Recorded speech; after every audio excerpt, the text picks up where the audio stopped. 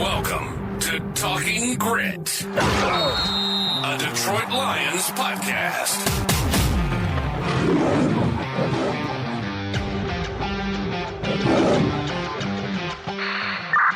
Talking Grit is brought to you by the Monroe County Reporters, Monroe's top news source for police, fire, and community events. Post 3 and Depot Street. Truck boy intercept. Follow them on Facebook, and for $2.99 a month, you can become a subscriber and get the news you crave even faster. Welcome to Talking Grit. Jacob Litton and I, Jason Harwood, are here with another edition of Biting Recaps. We are here to review and give our thoughts on the big Thanksgiving Day win, 23-20 over those Chicago Bears. The game really was a tale of two halves, and the referees, unfortunately, were the big stories of the game. However, before we start talking about the game, we have two developments that happened after the game today that we can go over with. First one, Jacob, Eberflus, the coach of the Bears, fired today. Was that surprising at all to you? Did that surprise anybody? Is that a serious question? I know the Bears bungle a lot of things, and no, it doesn't shock me that he's fired. But honestly, this is the first time the Bears have ever fired a coach mid-season. This right. Firing right now. And so from that standpoint, yeah, it's a little shocking. What did you think of them letting him do the press conference first before firing him? That is... What did you let him do that for? Epic, miscommunication or whatever. Why would you do that to a coach? And then, for the next coach that comes in, how can you trust anything that... Yeah, that's how they handle business. I know. It's while he's doing his press conference, were you having the meeting then? Were you waiting till that morning to decide you're going to fire him? I don't get it. It's messed up, man. I would be really mad if I were him that they let him hang out like that. And make him answer all those questions. Every reporter is leaning towards it, and he's, of course, answering, I'm preparing for next week as usual. It's just business as usual. I'm operating as if I'm the head coach of this team. Yeah. And you're right. They could have they already had that determined, and they just let him go out there and do that anyway. That's not, the Bears are not very good at handling stuff like that. No. And so the offensive coordinator is now the interim head coach. So this guy went from passing game coordinator to offensive coordinator to head coach in a month. Pretty fast rise, man. Yeah, right. Hey, good for him, though. I do want to say something about Eberflus, at least, is, they asked him after the game, what he was doing or whatever, which didn't help his cause at all, because his answer was, I like the way that we handled that there. What do you mean? And after watching the replay and watching back, what happened is he wanted to save that timeout. They wanted to try to save that timeout. Caleb Williams kind of botched that. He changed the play call. He took way too long to go through it. And if you look at the sideline, everybody on the Bears sideline is signaling. They're trying to get him to snap the ball. They're like, we have to go, we have to go, we have to go. Obviously, hindsight is 20/20. He should have called a timeout there when they didn't have it set, so that they had maybe 10, 11 seconds left. And then you would have had to have that decision. Do we try to run a quick out, or do we just try to kick the field goal from here? I mean, it'd have been a really long field goal anyway, but I do think he still was trying to protect Caleb Williams by just saying, I like what we did there, and that's how, whatever the coach speak that he used there. But, I mean, obviously the right call would have been to use the timeout right away. You could tell they had predetermined, if this happens, if they're down in bounds, where you're going to run another play really quick, try to catch it out or do something. And then Caleb Williams checks into a deep pass and then just throws out the clock. Just absurd way to end the game. Yeah, I don't know if I'd really say that once you got down to, I'm saying 10 seconds, they should have called the time. The coach should have just called the timeout. Right. Once you get to that. Eberflus said in his conference that they ideally wanted to snap it at 18 seconds because they're also thinking of the Lions. We're thinking of they're getting in field goal range, and they don't want to leave the Lions time on the other hand of this. Because Dan Campbell even mentioned he started thinking in his head, am I going to have to start using my timeouts to try to preserve it so we could score before regulation ended? There was a lot going on there, but obviously what happened was the best possible situation to happen for the Lions. Getting that sack, running clock, and the confusion. I was a little bit worried because Darius did his full army crawl celebration, and I was like, you need to, like, no time for this. We need to get online because the worst, if they'd have got back on there and snapped it real quick, could have been an offsides and then gave him 5 yards and a stop clock and all that stuff. So I was, there was just so much going on in my head during that last 30 seconds. It was, it felt like I was watching the Lions 5 years ago. Just something that would happen that you'd think, hey, this game's, locked. And then I don't know if did you watch any of the Raiders Chiefs ending or anything like that today? I didn't see it live. I saw it after the fact. Yeah, so you know what happened. It was like a bungled snap, and it was like that same thing where you're just going to shoot yourself in the foot. And like these least talented teams, the teams that aren't very coached very well, whatever, there's multitude of reasons, they just will screw that up. And then you could point at the refs along the way.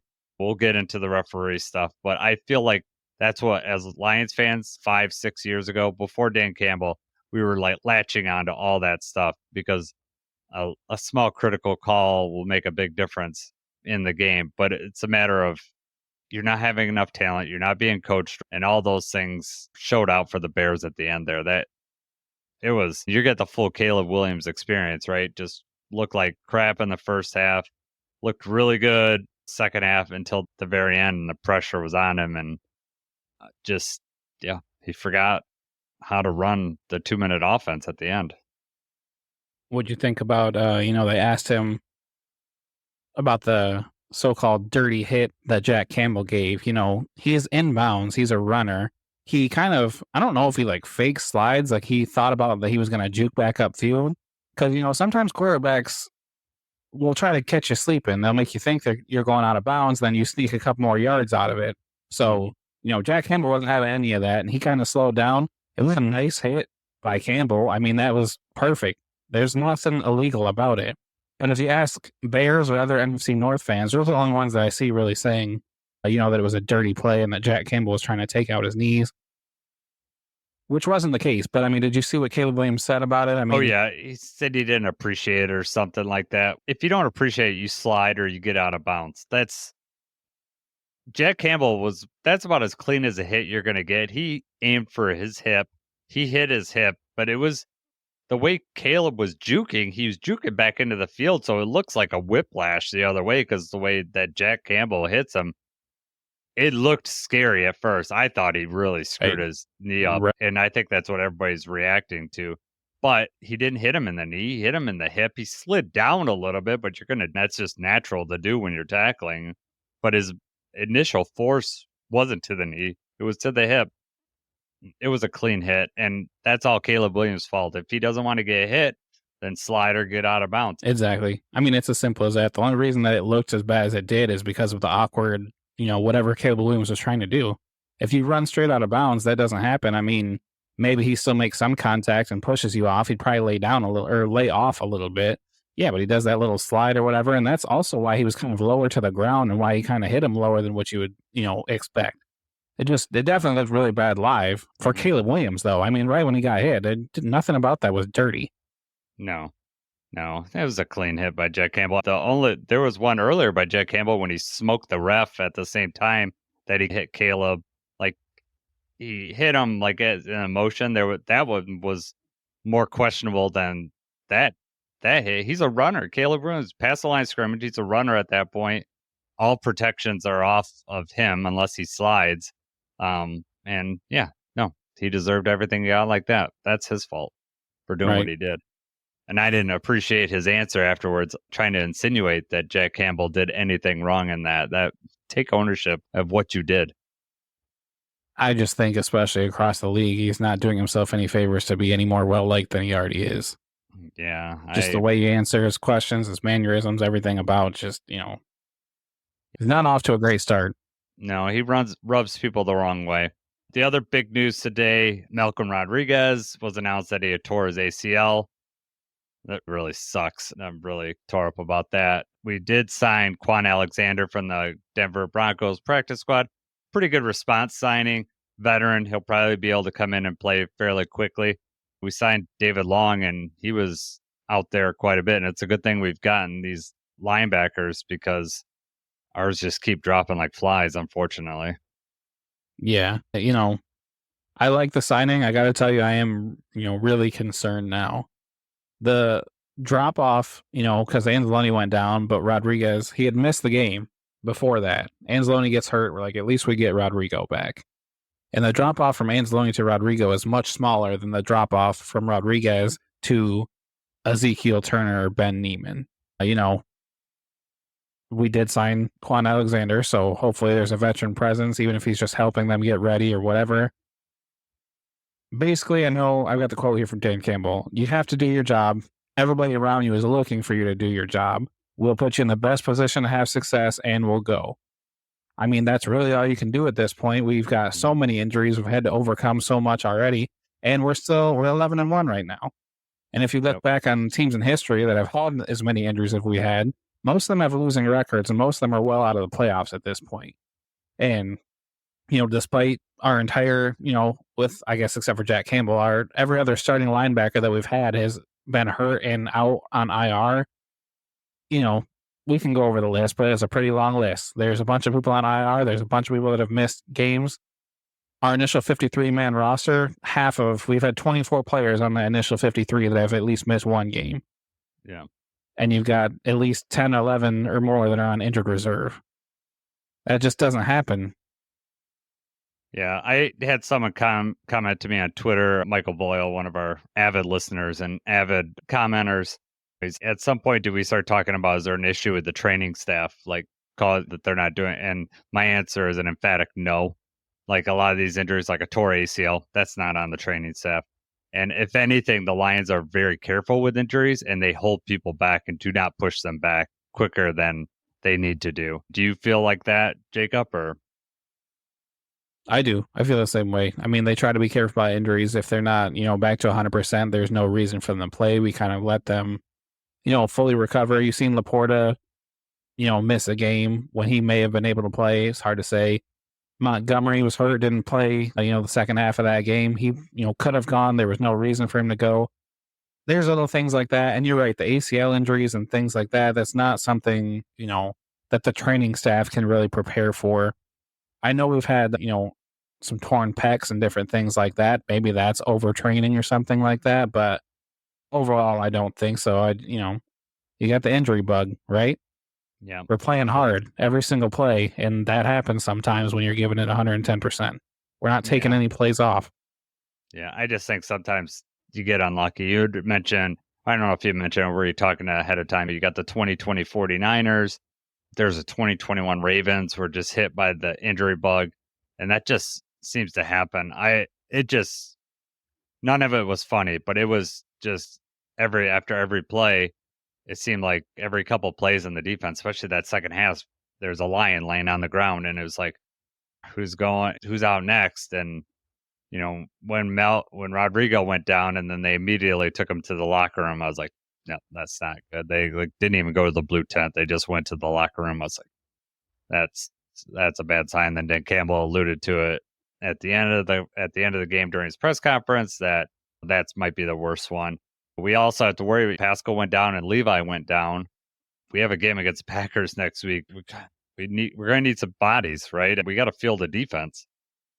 I know we got next man up, and we talked about it with Miko on our last podcast about, can they sustain this? And my thought, and I still think they can sustain a winning culture and a winning record.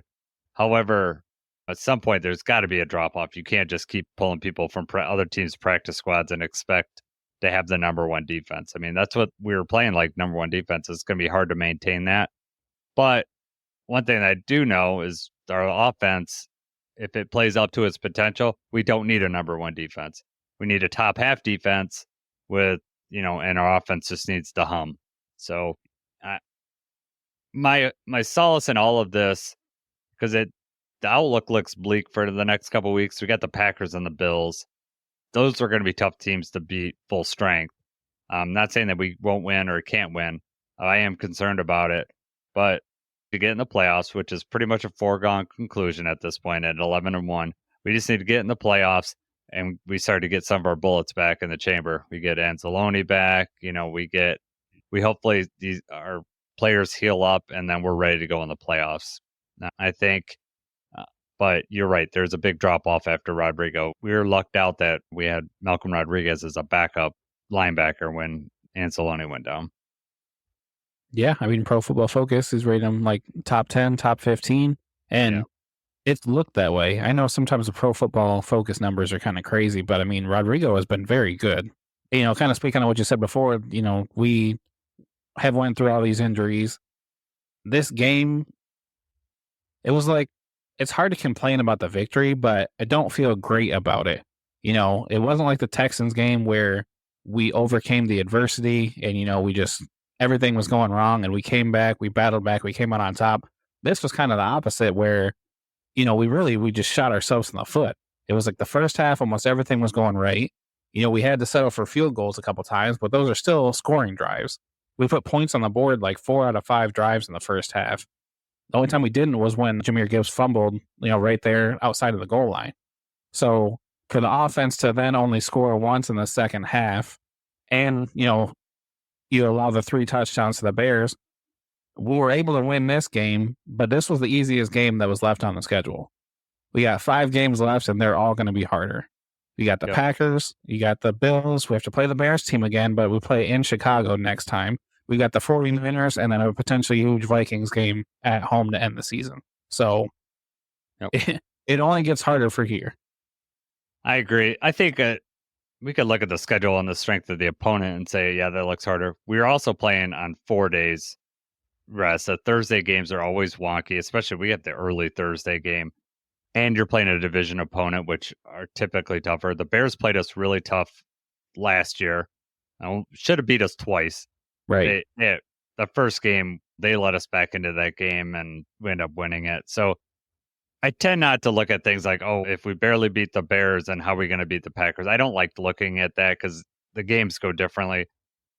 The Lions, by all accounts, should have been up by 28 points at halftime, if not 35. We should have scored. Right. We usually score in the red zone. We get down to the 3. We didn't score. Got a field goal. Jahmyr Gibbs fumble, which you mentioned already. Those are fluky things, which I don't think is going to keep happening. It's not like the Bears figured out something and the Lions are going to be shut down. We had penalties. We had things that we did not run the ball very well in the red zone. We'd run it really good between the 20s. We're not running especially well in the red zone. We also just weren't running the ball in the red zone, but we can talk about that when we break it down on the offense. Yeah, we can get over there. Before we get into the game, let's just talk about these umpires, these refs. Pure garbage from both aspects. I'm not going to sit here and complain. That pass interference penalty was egregious. Terrible. But the calls went bad on both ends. That horse collar call, that was not a horse collar call. He put down and like his hand rubs the inside of that, but at no point did he pull him down by the back. So that was crap. I also thought the roughing the passer call that they called on that they hit it with Jared Goff, I really didn't feel like that was roughing the passer either. I'm happy that we get the call. I'm not saying we shouldn't. I'm not going to be sitting here complaining about all the calls that we got called against and then say they ignore the fact that we benefited from the awfulness of the referees too. They missed multiple delay of game calls against the Bears too. And it wasn't even like close where the clock hit 0 and then they hike it. It was like 0 for a full second. And my kids are screaming. They're like, it's at 0. And then there was multiple times that they reset the clock too, that I felt like this is not normal that they reset the clock this late. And if you're going to reset the clock because you can reset it if they don't spot the ball or whatever, you can pump the clock back up. That's not something that happens when there's only 3 or 4 seconds left on there. You don't, that's right. That's not when that happens. No, exactly. So I thought that was, pretty bad and inconsistent. And then also there was I think it was a Bears first touchdown. They had like basically Muhammad in a chokehold. And it was like almost putting him in a sleeper hold, like WWE style. And they don't call it. And it was really egregious, especially when you get the stop video on it. His arm is just right around his neck and he's You're fully past the offensive lineman. They should not be touching you at all because that's holding. Yeah, I mean, the game was just as much about the calls that they did make as the ones they didn't. They had those delay games. There were a couple, a couple of false starts as well, where it's like, hey, they clearly jumped ahead of time. Why, what are we doing? We're not calling it there. And then they called, obviously, the huge pass interference at the end of the game. It just seemed like that last drive especially is when they finally were like, okay, we're going to let the flags fly now. Yeah. It was bad enough that, if you're outside of the pocket, the quarterback's scrambling, it's bad enough if you don't take in the down or anything about the game in consideration. The quarterback is scrambling out of the pocket. He just chucks it deep. They're kind of, Vildor, DJ Moore, they're kind of hand fighting a little bit. DJ Moore doesn't even go for the ball. DJ Moore didn't even try to make an effort to go for the ball. Vildor kind of broke off and was trying to dive for an interception. There's just no way that you call that pass interference. And then you also say, hey, it's a one possession game and it's 4th and 14. This is the ball game, basically.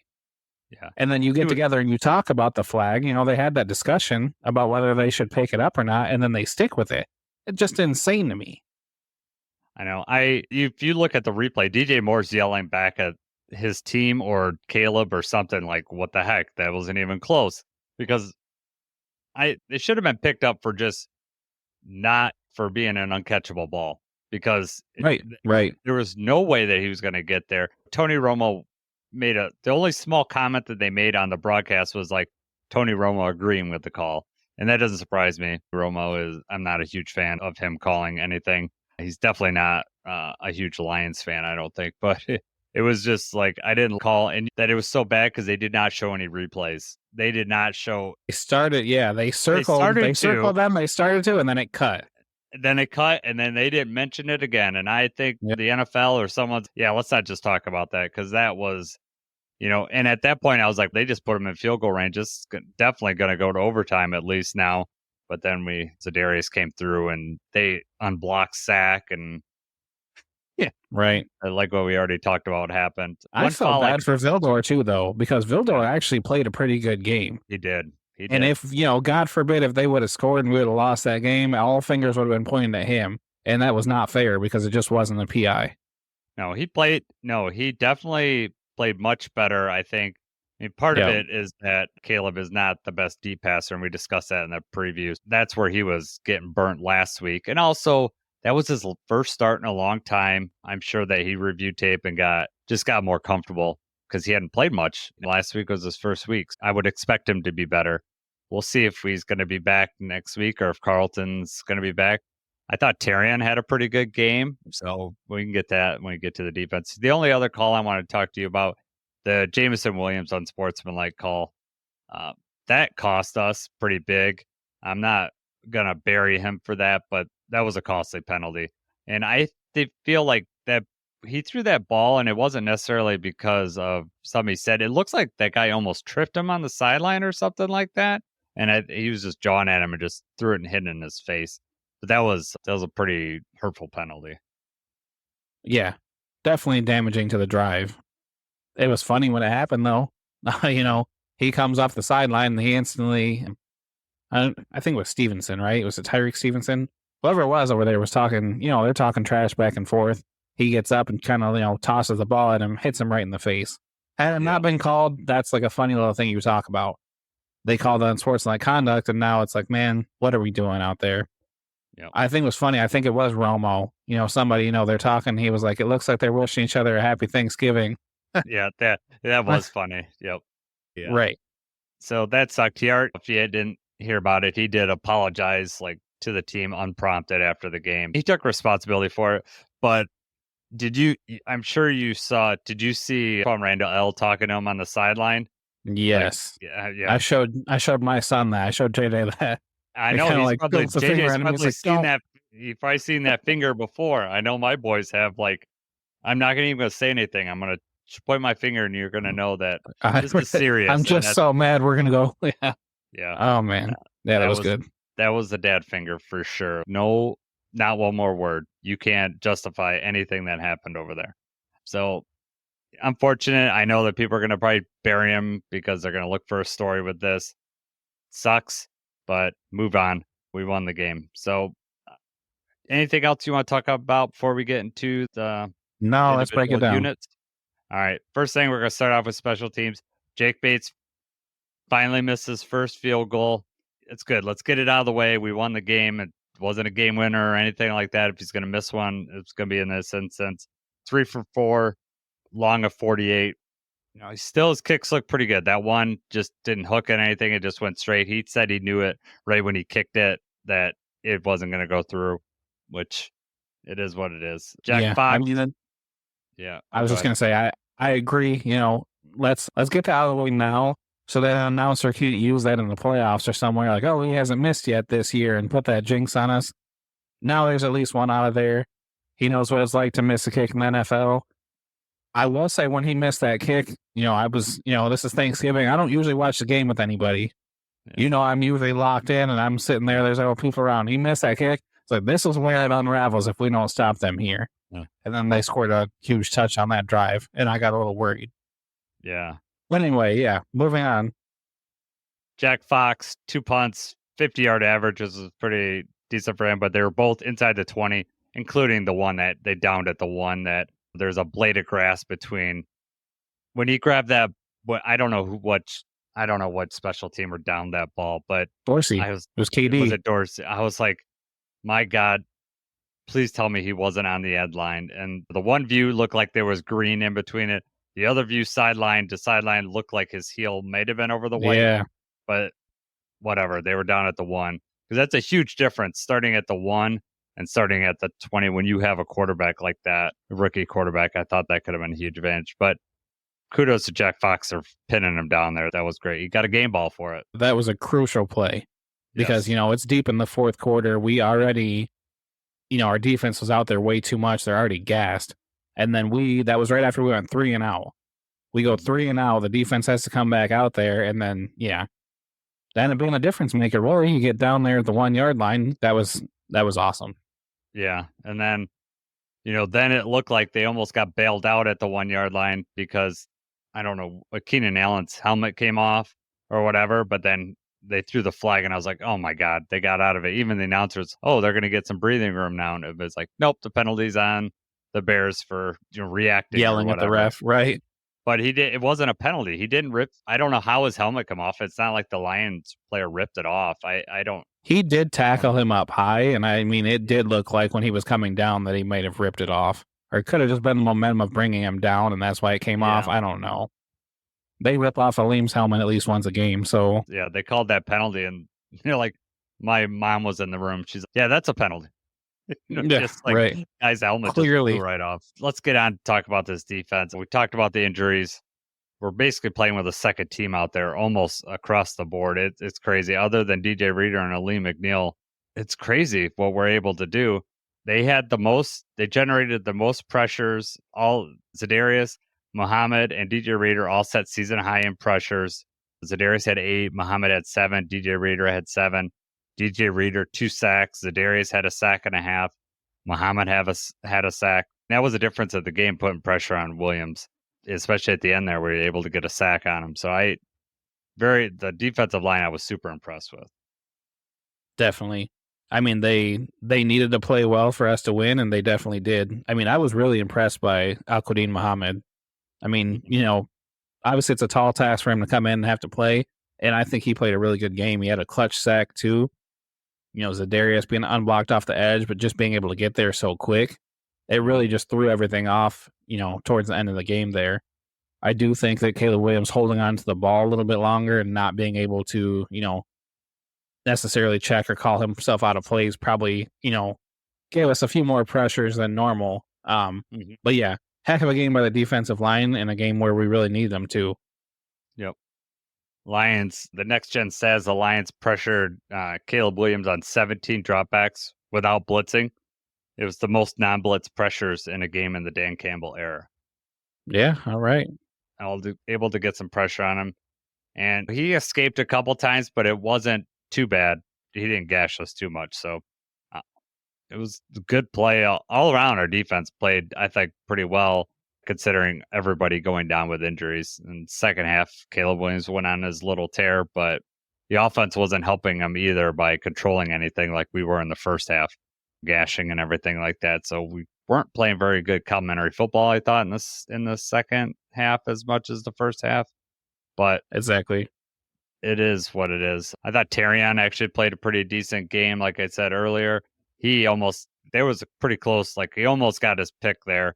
And if the tables had turned, that was pass interference. That wide receiver was on his back and his arm was contacting him before the ball even got there. You had mentioned this before. Penalties are so tailored for the offense's favor that if a defender was doing that same exact thing, that's pass interference all day. 100%. And they let Amon-Ra get away with that sometimes too, but that's just what it is. They will not call it on the offense like they do on the defense. The receiver can basically grab and wrap up or do whatever the defender to keep him from getting there, and they just refuse to throw that flag. But you get those times where the defender touches the receiver's hip the wrong way when they're diving for the ball, and all of a sudden it's a PI. Yep. I just can't stand pass interference calls, man. Yeah, They've got to do something. Why can't they do the quick review of those? Now they've got the quick reviews upstairs. Why don't they do the quick review of that? And then this game would have been over. Yeah, I was going to ask you about that. Let's save that for the end because I'm going to come back to that. I have some stuff I want to ask you about that. Okay. Back to the defense, though. First half was great. Second half was not. For as good as things went in the first half, it went bad in the second half. Who had three straight 3-and-outs to start the game. They go for it on fourth down. They're down 16-0, so they try to go for it on fourth down. That was a play Rodriguez was covering DeAndre Swift on a wheel route. That was a good play by Rodriguez. He was right on him. It's one of those times where, if it was a little bit more underthrown and Swift tries to get to the ball, that's probably PI on Rodriguez. And had it been a better throw, maybe Swift would have been able to catch it. But, that was a great play. We weren't allowing anything in the first half. The defense was just playing lights out. And you're right, it was complimentary football because they couldn't get anything going, and then we were sustaining long drives and getting points at the end. And it was just the opposite in the second half. Then it's like we flipped the script. They have a decently long drive to start the second half. They score. We answer, we score back, and that's when it kind of unravels. Then the offense isn't moving the ball. The defense is tired. You already said, it's basically second team. We've got reserve players out there that are just playing way too many snaps, and it just got ugly there at the end. They never gave up. We'll say that. I don't think that the defense started getting softer as the game went on. I just think that they were tired. I don't think it was necessarily that, the Bears made excellent adjustments or anything like that. There were just a few, they had a few plays. Honestly, a few of the plays that they made, Branch and Kirby kind of did not look good on some of those touchdowns, some of those things. They just weren't making the plays they normally do. And I don't know if that is just because they were tired, if it is just the first touchdown, Vildor lined up over Keenan Allen. I think that was in a zone defense, actually. They dropped back, Keenan kind of goes up the middle. Vildor passed him off. Kirby's just a second late realizing it, but Branch is already in the middle of the field. He's already running that way. He sees the throw coming to Keenan Allen. It was one of those things where it looks like he was going to lay a big hit on him, but he was just a second late getting there, and he ends up riffing on it, and then Kirby also misses. That's just the worst thing imaginable for us as Lions fans, is seeing Keenan Allen up the middle, and our top two safeties both miss tackles on him, and he scores. Yep. Yeah, that was rough, and then Meek got put in a blender on that second. I think that was the second touchdown where they just, oh my God, he puts a move on him, and they scored that touchdown. That was just good play.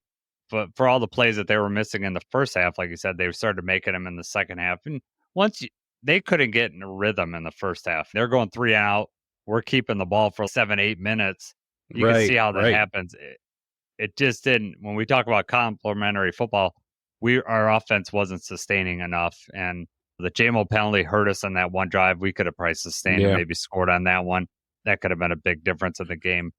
So, all in all, I think the defense played. That first half is probably the best ever half of defensive football you're ever going to see. The team did they end up getting first downs at the end? That last they did the very last one. Yeah, like 2.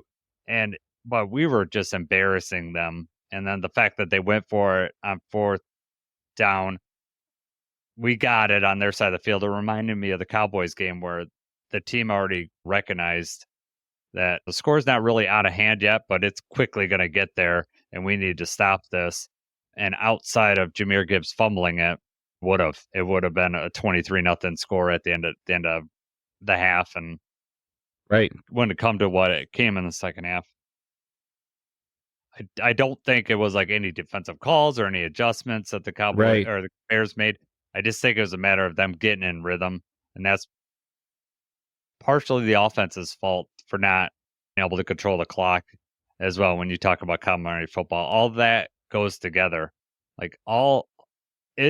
I've learned that more now with Dan Campbell, the way he talks, and just watching more football through his eyes, that the offense can affect the rhythm of the defense, keeping them rested, and especially with all the injuries, we want to keep that defense on the sideline as much as possible, so they're not playing as many plays, not getting injured. And when we're down we're on our third team or whatever, those guys aren't used to playing that many snaps. They're just not. And then you're asking them to play 30, 40 snaps, and they're wiped out by the end of the game. Definitely. Yeah, I mean, it just... Right. I don't think it was anything. They didn't make some kind of crazy good adjustments. They weren't making better play calls or doing anything like that. It was really like a combination of just them being tired and just not being with it. I mean, honestly, DJ Moore had 16 targets and he only caught 8 passes. And you can say probably 3 or 4 of those were just bad throws by Caleb Williams, but DJ Moore also was dropping the ball and giving up on plays. I mean, it was kind of crazy. It was like he already wanted the game to be over with. But like, when he did score that touchdown, that was their third touchdown. It was 3rd and 1. It's empty backfield, and it's just DJ Moore, Brian Branch lined up in man. And he doesn't even put that much of a move on him. He just kind of hesitates, and then he just beat Branch deep, and they scored that huge touchdown. And that's just things that you don't see very often. But I mean, when anybody's out there as much as him, I have the numbers in front of me right now, but I believe Branch played every snap. He did. Yeah. Him, Kirby, and Jack Campbell are the only Lions defensive Lions on the defense to play every snap. Right. I believe that, as it should be, probably. But yeah, just things like that don't happen very often. But when you're gassed, you're tired, when things like that happen, it all goes together. It's a matter of how many snaps, but it's how much work they were doing in the second half as compared to the first half. If it's like that way the whole game, you have time to recover or whatever. But they were definitely had more control in the second half. And so you could understand why he's more gassed at that point, because it was an equal distribution of snaps. Like in the first half, they probably had 15 snaps. In the second half was the rest of their snaps. You're talking about 35, 40 snaps, maybe even more in the second half. Right. Yeah. It's just hard for anybody. I mean, especially, that's what I was going to say about the second touchdown. It's very hard to play cornerback or safety in the league. The second touchdown that you talked about, it was like, it's 2nd and goal, and Keenan Allen kind of just hits Amik Robertson with a juke move, but it's like he was like the 3rd or 4th read on that play. Caleb Williams drops back. We only rushed 3 on that play from 2nd and 9, so he actually had plenty of time. He wanted DJ Moore. Terrion Arnold is all over him. He checks down to DeAndre Swift, and Rodrigo's right on top of him. He kind of comes over and looks towards Kmet, and Kmet has bracket coverage. There's 2 guys over him, and it's just Keenan Allen streaking right over the middle of the field with nobody else around. Yeah. So, he drops back, he has time, he looks around, and then it's just like it dropped right in there. And you look at the replay, and it's just, how do we really defend that? One-on-one, you're on an island like that. That's one quick move away, and then he's open. Yeah. No, he's a good player. You can't fault Amik for that. Exactly. You're hoping that the defense line gets home before it gets to that point. And usually in the red zone, we're usually lights out down there. You can see who it was, but usually that bracket coverage in that zone like that would be right over the middle. But whoever it was dropped back with Kmet. So we had 2 people actually on Cole Kmet, and Keenan Allen came up the middle. There was nobody guarding the middle anymore because we had already dropped back. Yeah, well, we talked about in the preview that Cole Kmet is he's a red zone threat, and he's also Caleb Williams' safety blanket. So I could understand why they doubled him there. It's one of those things. You set up defense, and we just didn't hold. All right, is there anything else on the defense that you wanted to talk about? No. Let's move on to this offense. I start with the running backs. Dave Montgomery, he was 21 carries for 88 yards. Jameer had half as many carries, but one less yard, 9 carries for 87 yards. But there's a big but because he had the huge fumble, which was a game-changing fumble, in my opinion. We could have just ended that thing right then. Even if he'd have got tackled at the 3, I think the Lions would have just ended up scoring on that. We'd at least got a field goal, went up 19-16, but I think we would have done more the way we were rolling right there because the momentum was with us for the whole first half, but we'd stopped them on 4th down. Gibbs just streaks up the middle, looking good, and then gets popped from the side. Ball pops way up in the air, just right into the Bears' hands. Unfortunate. You commented on Twitter. Gibbs had what? How many carries in the second half? 2. Good of a first half as Jameer Gibbs had. We get him the ball twice in the second half. That's that's what was unbelievable to me. And I think that was a big part of why the offense wasn't working as we went away from the run. Yep. Except for the one drive. The one drive when we got the ball back, we went 3 and out, and it was with Demo. He goes 4-yard carry, 5-yard carry, and then they had that 3rd and 1 where they just had everybody up the middle. It was one of those things where they knew they were running. They bring everybody, and they end up getting the penetration. They get right in there, and then we lose a yard. Yep. Yeah. Did you think about going for it there? Did you think there was a chance we were going for it, or you thought we were punting for sure? I always think there's a chance we're going to go for it, but I can understand why he punted it away. I agree with the punting. I probably wouldn't have went for it, especially with them losing a yard. That made it even tougher. I get it. You want to impose your will, but man, you just knew that that's what they were guarding for. Even like a rollout to Jared Goff, he would have probably walked for the first down. Just do something. It just never worked out for whatever reason to get Gibbs involved in the second half, and that's a fault of the coaching right there. I don't understand that. He's averaging almost 10 yards a carry in the first half, and we can't get him at the ball at all in the second half. That's a fault. And there were opportunities. It wasn't happening. Yeah. I mean, after he was out there for the drive when J-Mo had that penalty. So he had the penalty and it was 2nd and 22. Like we should have ran a draw. We could have did something with Gibbs and got some of those yards back. Who knows how many? And then maybe we can throw the ball on 3rd down if it's still, 3rd and long. And then they tried to get it to Gibbs. It was a pass, incompletion, and then we got 18-yarder to Amon-Ra, and that's when we missed that field goal. But, we also had a different play where it was after Laporta had that catch that they overturned. It was 3rd and 7. And I was pretty sure on this 3rd and 7, I was like, I think that we're probably going to run this ball with Gibbs. And, no, we dropped back, we threw it, another incompletion there. I just, we've talked about this plenty of times, but if Goff is throwing it, I think he had 34 attempts. If he's throwing it that much in the game, it's not good. Yeah, I agree. It seemed like we couldn't get in a rhythm in that second half at all, whether penalties happened or situational or whatever. We just could not get in the rhythm. But I feel like if we'd have gave it to Gibbs more, we would have created longer drives and been able to hold off their offense a little bit more and then possibly scored more ourselves. I just don't get why they stuck with Montgomery so much in the second half when I don't know if the fumble had anything to do with it, but I mean, if they can come back and say that the fumble made them kind of in any way go against Gibbs, then that's crap. That's a big mistake by the coaching staff. I don't think that was the case, but if that ever was on their mind, that's crap that they can do that. Because I don't even think you can really, who's running, he's trying to make a play. He's making guys miss. He's at the 6-yard line. It was just a good hit. Good hit, jarred the ball loose. Obviously, you want to protect the ball, but I don't think you can fault him for a first half fumble like that. And they really, the first drive in the second half when we scored, they usually switch up by drive. They don't usually, switch up by every play. But that was when they had the horse collar. So Jameer Gibbs, he ran the ball. He only got like a yard out of it. He got the horse collar tackle, but they ran it with Demo. They had the end around to Jameson Williams when he hurdled the safety.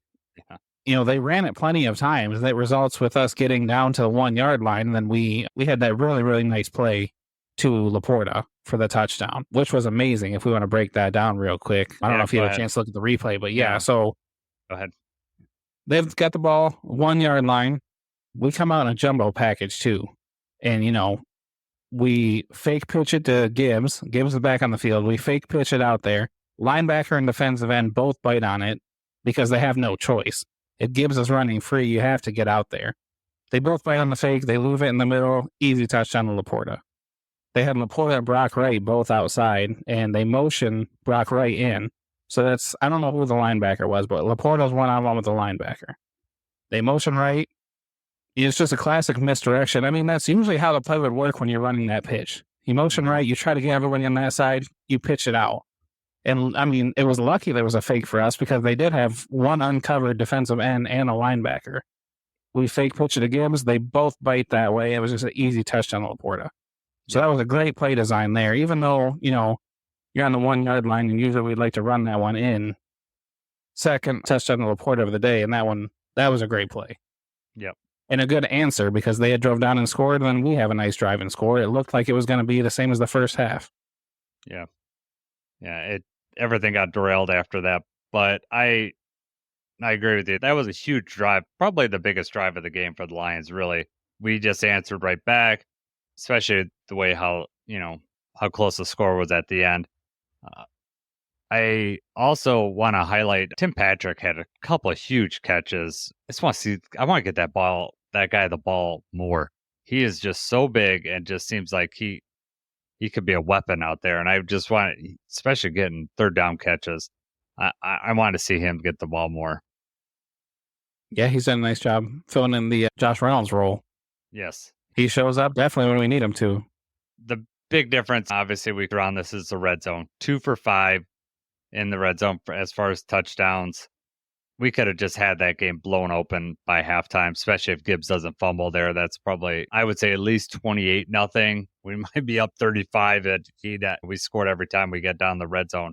It was shades of the reverse of the Bucs game, where we're trying to come back at the end. When you look back on it, we didn't win the Bucs game because we couldn't convert in the red zone. And this is what happens. This is why the Lions come up on top of so many of these teams.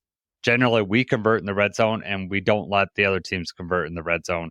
And we just came up short, and that's why this game was so close at the end. And it shouldn't happen. So especially with this offense. But again, we shot ourselves in the foot with penalties down there, and that did not help. And then, like you said, we were not effective running down there, either not doing it or we just were not effective at all.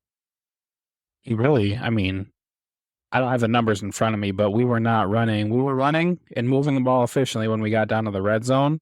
And then when we got down to the red zone, for whatever reason, we decided we were going to throw the ball.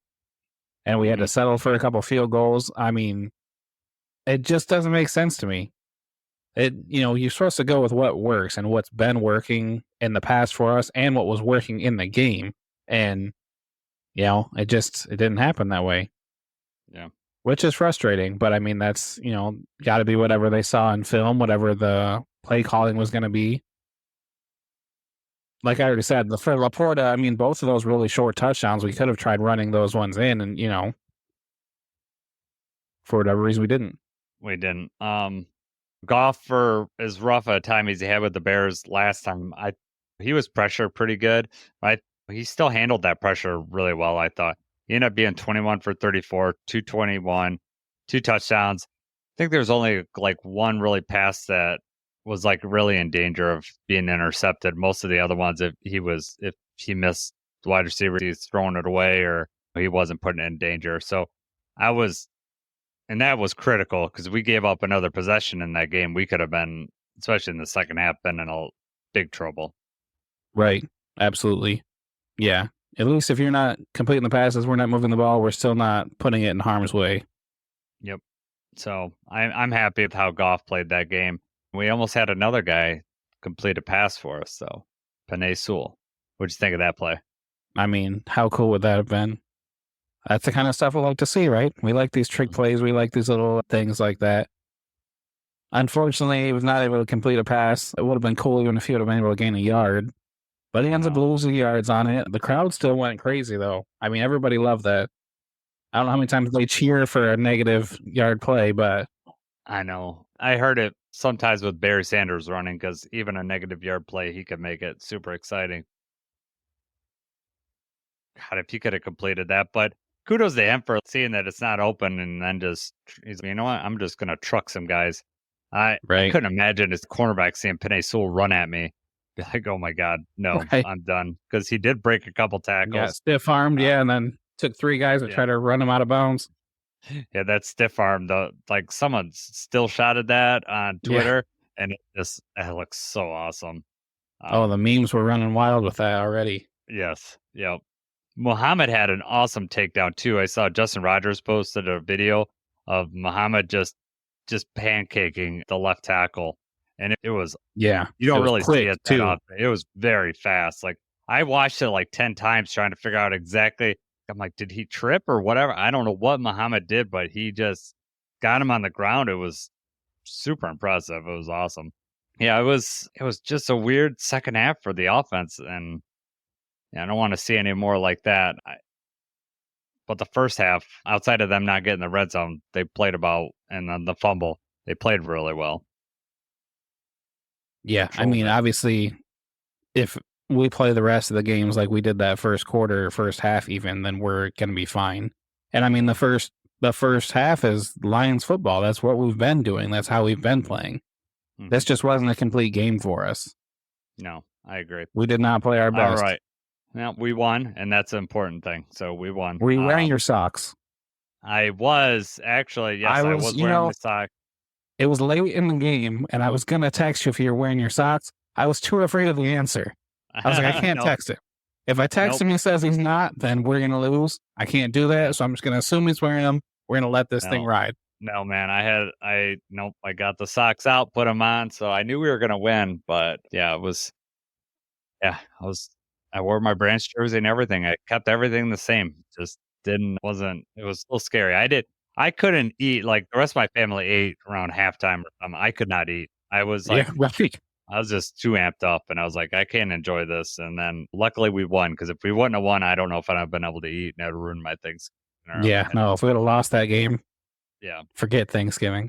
Yep. No, I don't usually work during the Lions games, and I work every Thanksgiving.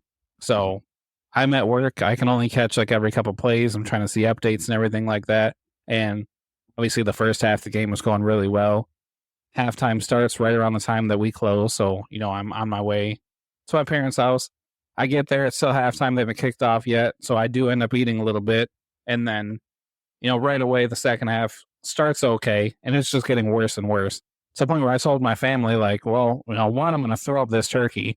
But 2, I was like, I'm just going to go back to work. Things were fine when I was at work. I'm going to go back in there and just wait. Yeah, my uncle, who I was at my uncle's house for Thanksgiving, he come in. We've seen this story before, the SOL Lions, and my Preston spoke up right away, and he's like, "We're different now. We're not like that." And my uncle's, "No, we just haven't been fans of the team long enough." And I agree more with Preston than my uncle, but it did not help my mood at all at that point that he came in with 2 minutes left and said that, and I was like, "Oh God!" And then because I just don't like that sentiment at all. To be honest with you, the SOL sentiment, it doesn't hold true anymore. Didn't like it then, and I don't like it now. And there was a scapegoat before. Yeah, I don't need to. No, it's different. It's tough watching those games. It is. With people that don't normally watch football or don't know, or Mm-hmm. Yeah. There's some of my family that's like, oh, the Lions have been terrible forever. The Lions always suck. It's like, well, we're 10-1 right now. We're a really, really good football team, and we're gonna win this game. Yeah. And then they're all, whatever. They don't even know any of the players. They don't know anything. I've told you this already. I can't stand watching football games with other people. Like I'm locked in. Like I can't entertain you right now. Stop talking. I love watching with my kids because they really think they're gonna like to watch the games like I like to watch them. So I have to watch it with certain people. I can watch. I mean, I won't refuse to watch it, but yeah, I definitely enjoy watching it with certain people more than the others, and especially when it's a Lions game. If it's just a regular football game that I don't, it doesn't matter as in the much, game, right? Then I'm like, okay, here I can spend more time explaining rules and strategy and why they do that. Because sometimes my wife will ask me strategy questions while the game's going on. And really, it moves so fast that I'm trying to pay attention because the strategy changed, especially that last 30 seconds. The strategy changed for the Bears like 3 times. Like We need to hurry up and snap it. We should take a timeout. Oh no, we just need to snap it and throw it deep. Like this, it was like, and then so I can't answer the question in real time. That's something I got to revisit and just because I'm just trying to, like you said, be Right. locked in and watch what's going on. Because it was like a train wreck that was just for the Bears, a train wreck for the Bears that was going on. It was crazy. It was funny though because I don't usually get to watch those games with JJ. You know, they don't usually watch them. JJ's a Dolphins fan. Yeah. I don't let him watch the games because he's just going to talk trash. He can watch whatever. But yeah, we were watching that. And my parents' TV, we're in the pole barn. And they do have a big TV out there and everything. Well, the TV starts getting grainy. So it's getting fuzzy. And I can tell, like, okay, we're lagging. And this is right there at the end. Like the very, you know, like right after they had called the last timeout. So it's getting grainy and I'm nervous that this thing's going to cut out. So then JJ gets his phone out. So then JJ's ends up being like, 30 seconds or so ahead. Oh my God. Which, if it's not real time, like I have to know, like, tell me what's going on. Like I can't take it, especially like this. And he was like, before the sack even happened, he was like, it says the game's over. He said, it says the game's over. Like it's over. So then we're both like looking at the TV, like what's going on? So it was still just as shocking. I would say, a little less shocking when I knew it was over. Yeah. But sometimes that's wrong. And I'm just like, okay, there's. Yeah. And I heard that even for the people that were there in the stadium, the game's over and nobody's celebrating. They're all looking around like, did it really end like that? Yeah. Is it really over? Can we celebrate? Well, you're waiting for a flag or something. I was certainly looking for one. Put a second on. Yeah, or just whatever garbage that they wanted to do. But no, it was. We're going to review the grit guarantees. I thought they were going to go over the points, 48.5. Did not. We ended up at 43. Bad take, Jason. And then was yours 400 or 450? 400. Yeah. Don't you try to switch it to make me wrong too. I know. 405 yards. So you were right on your grit guarantee. So good call there. Should have been even more than that. The first half, I think, was over like 250, 260. I know. It should have been. Let's revisit something that we had talked about in the middle of this podcast. Should pass interference plays be up for the review or whatever, or any penalty really? I want to hear what your thought is, and then I'll give my thought, and we can go back and forth. I wouldn't say any penalty because I think if you can review holding on any player at any time, like something like that, you're going to be able to look at. You're probably going to be calling all kinds of flags. You're going to be able to call that almost every other play. Obviously, some holding calls are more bigger than others. So maybe when they actually throw the flag, you can review if it's actually holding and pick it up or not. But yeah, I just think pass interference is obviously, it's such a big turning point that you have to be able to review these. There's just countless times where they get that wrong. There's plenty of times where it's definitely pass interference. There's plenty of times where it's definitely not pass interference. Sometimes they throw the flag, sometimes they don't. I think it should be one of those things where if they throw the flag, then yes, it should be reviewable. They should be able to look at it upstairs and have a quick resolution like, okay, yeah, we're confirming pass interference, or actually, you know what, we're not confirming pass interference. I think it gets more dangerous if you say that if the flag's not thrown, you can review that at any point. I think, if you're going to throw the flag and review holding, review PI, I think that you should be able to look at those. I think on the surface, you're right. I've already thought about this, and I think the fallback on that is, how they sometimes with a fumble, they let the play run, and so they call it a fumble on the field. There's not enough evidence to, overturn it. My worry is a referee in the back of their heads. I don't know if this is pass interference or not, but I'm going to throw the flag because review assist will save my butt if it's whatever. But if it's like one of those 50-50 calls, they're going to go with the call on the field. So I would hate for all of a sudden there be in flags by 20% or something like that. And so therefore we're calling more pass interference, slowing the game down more. Review assist has been amazing. Yes, they get that thing done even before the next snap. And so I don't know why a regular review takes longer when review assist can tell it by the time the ball snapped next. There shouldn't be any review assist should do every challenge or whatever, because it should be that quick. All the reviews should not take as long as they do. I don't want to slow the game down and bog it down And that's what I'm worried that would happen if all the penalties would be reviewed. And like you said, if you could pick out holding on every play. So my solution would be a 15-yard penalty or longer would go to review assist or whatever. So that would take all the roughing the passer calls that sometimes are garbage, and then also your pass interference or any personal foul, like anything that's 15 yards or more, you could start there. I don't think you start working on offsides and all that 5-yard penalties because you're just, 3-hour football game's now going to take 4.5 hours because, and it's just going to ruin the momentum and the fun of the whole game or whatever. So it's a slippery slope, but you're right. A pass interference play, especially you get like a 40 or 50, or in this case, whatever that would have been 30 yards, whatever that ended up being a 30-yard penalty, and it was egregiously bad. Or you have one in the Saints-Rams game in the playoffs a few years ago that was this. And that was a case that that was they didn't said, throw the flag. They didn't throw a flag, right? And so what you suggested, it wouldn't have been qualified for that.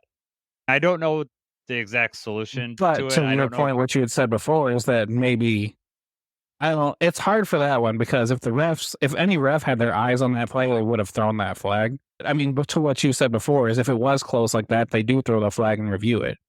And replay assist has definitely helped, speed the game up. I think it would have to be a quicker review like that. There's also just with the whole pass interference rule in general. How many times do you see where, you could ask 100 people, maybe 50 say it was and 50 say it wasn't? It's because it's still not cut and dry. Pass interference was just meant so that if you're not playing the ball and you're impeding the receiver from getting to the ball, it's pass interference. Yeah. And now there's just been way too many where it's like, well, he's going for the ball, but his arm, like I said earlier, his arm's on the receiver's hip. It's like, he's not really impeding him. He's going for the ball. There's a difference between straight up grabbing somebody or holding their arms down or something. And that both works for the offense too. How many times does the receiver just get to straight up shove off somebody or can hold the cornerback's arm and just keep them away long enough to get the ball? Yep. They've got to do something about that. Yeah, I agree. And it's just, like you said, it's a huge play because it's not subject to just a 15-yard play. That could be a 50, 60-yard play. And there are some teams, like Aaron Rodgers used to do that, just throw it up and get the pass interference call. He was the best at doing that and getting the call. So because you throw it short or back shoulder, and then all you're going to do is try to make an effort because the cornerback can't turn around or can't possibly stop from making any contact altogether. Then that also is times where, hey, why wasn't that ruled uncatchable? Right. The receiver wasn't going to get back there anyway. He's just making it look that way because of the circumstances. Yep. Yeah, I just don't like PI. No, I agree with you. I don't know what the solution is about the penalty calls as far as like reviewing them and all, but because I'm scared. I think it's easy to say, hey, they should just review all pass interference calls, but then you run into the case of they start throwing more flags, and then that's slowing things down, and then they're right. And it's hard because it is so subjective. I wish they would just not throw as many pass interference, but then sometimes I feel like when they get in those discussions, sometimes they compromise on illegal contact. I don't know if it was PI, but we'll say illegal contact, so but even that's 5 yards and an automatic first down. First down. Those 5-yard automatic first downs are ridiculous. Why that's still a thing, I don't know. Did you see the illegal contact they called on Campbell? That's what I was about to bring up. They touched him. I know he might have moved him off his route a little bit, but if you did the all 22 on every passing play, that happens probably 75-80% of the time. Like that kind of contact. It wasn't like he touched him with his hands. I basically to check him. I don't know. It was how do you call that? I don't know. And that's nothing that you can review or anything like that. That's just a bad call. But that's to the point. You shouldn't be able to get an automatic first down on that. How many times is it like 3rd and long, 4th and long, and then they've got these weird, defensive holding, illegal contact, and we're automatically going to give you a first down. Yeah, it's crap, Jason. That's what it is. It is crap. That'll be a good off-season talk for us, and we can go off for an hour about that. All right. Bottom line, Lions won. We both got to eat our Thanksgiving Day dinner. Didn't come back up, so it was a good Thanksgiving for both of us. Finally. Have a game in a week. We have a game in a week with the Packers. It looks like Dusty Evely, who we interviewed last week, looks like he's going to join us. just like last week, we're going to record Tuesday night, have it out Wednesday night because of the Thursday night game. After that, we could start to get back on our regular schedule, release on Tuesdays and Thursday mornings, which will be good for us to get back on schedule. Right. These things, even getting together tonight we didn't get together till 10:30, and it's midnight right now, and I got to edit this thing. I'll be glad to get it back on a regular schedule, just like Dan Campbell for sure. likes those 1:00 games on Sunday. Yeah, I do too. I can see why he likes them. Anything else before we head out of here? No, wasn't a pretty win, but it was a win. Yep. Yeah, it was one of those wins you don't feel great afterwards, and some of that has to do with the injuries and stuff. But yeah, at the end of the day, we won, tied our 11-1. Yeah, 11-1, tied our longest winning streak in franchise history. I'd love to see him beat it, especially against the Packers on Thursday. But we'll talk about that next week. For Jacob, I'm Jason. Let's go, Lions.